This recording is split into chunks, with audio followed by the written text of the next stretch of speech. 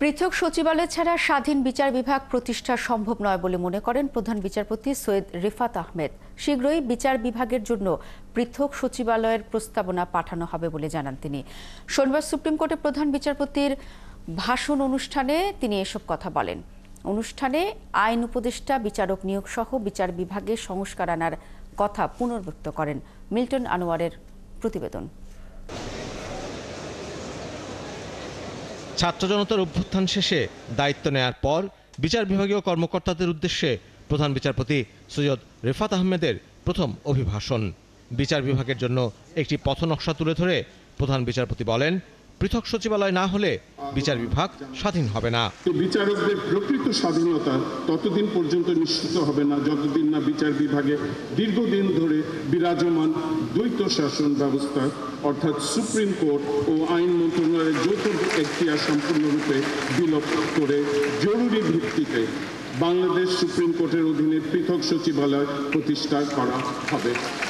বিচার বিভাগীয় সচিবালয় প্রতিষ্ঠার পর বিচার বিভাগে গুণগত পরিবর্তন আনয়নে আমার অন্যতম কাজ হবে বিচারকগণের যোগ্যতার ভিত্তিতে পদায়ন নিশ্চিত করা। প্রধান বিচারপতি বলেন, অন্যান্য প্রতিষ্ঠানের মতো বিচার বিভাগেও দুর্নীতি রয়ে গেছে। সংস্কারের মাধ্যমে মানুষের আস্থা ফিরিয়ে আনতে হবে।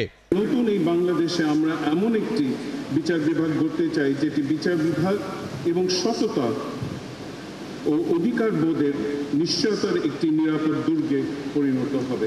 বিশেষ অতিথির ভাষণে আইন উপদেষ্টা বলেন, ন্যায় বিচার প্রতিষ্ঠা করতে হলে ঢালাও মামলা ও বিচার বিভাগকে ব্যবহার করে মানুষকে হয়রানি বন্ধ করতে হবে। বিচারকদের বিব্রত হওয়ারও সমালোচনা করেন তিনি। আপনারা বর্তমানের প্রধান উপদেষ্টা ডক্টর ইউনূসের মামলা আর্জি গ্রহণ করতে বিব্রত বোধ করেছিলেন। আপনাদেরকে কেন করেছিলেন? আপনার এটা দায়িত্ব না, আপনার এটা সাংবিধানিক দায়িত্ব না? আপনি শুনে রিজেক্ট করে দেন, শুনে রিজেক্ট করেন, সমস্যা নাই। আপনি শুনবেনই না। অনেকের বিরুদ্ধে ঢালাও মামলা হয়ে যাচ্ছে। আইনগত প্রক্রিয়ার মধ্যে থেকে মানুষকে যতটা পারা যায় হয়রানি থেকে মুক্তি দেন। অ্যাটর্নি জেনারেল মোহাম্মদ আসাদুজ্জামান বিচার বিভাগে বিগত ফ্যাসিস্ট সরকারের দোসরদের বিষয়ে সতর্ক করেন। বিগত সময়ে যেসব বিচারক ফ্যাসিজমের দোসর হিসাবে মানুষের অধিকার হরণে ভূমিকা পালন করেছেন, তারা এখন গুরুত্বপূর্ণ জায়গায় গুরুত্বপূর্ণ পোস্টিংয়ে রয়েছেন। এ বিষয় চলমান থাকলে জাতির কাছে ভুল মেসেজ যাবে। ভয়ভীতিহীন বিচার করার পাশাপাশি ন্যায় বিচার নিশ্চিত করতে বিভিন্ন দাবি তুলে ধরেন বিচার বিভাগীয় কর্মকর্তারা। এক বৈষম্য বিরোধী বিচার বিভাগ গড়ে উঠবে। মিল্টন আনোয়ার, ৭১, ঢাকা।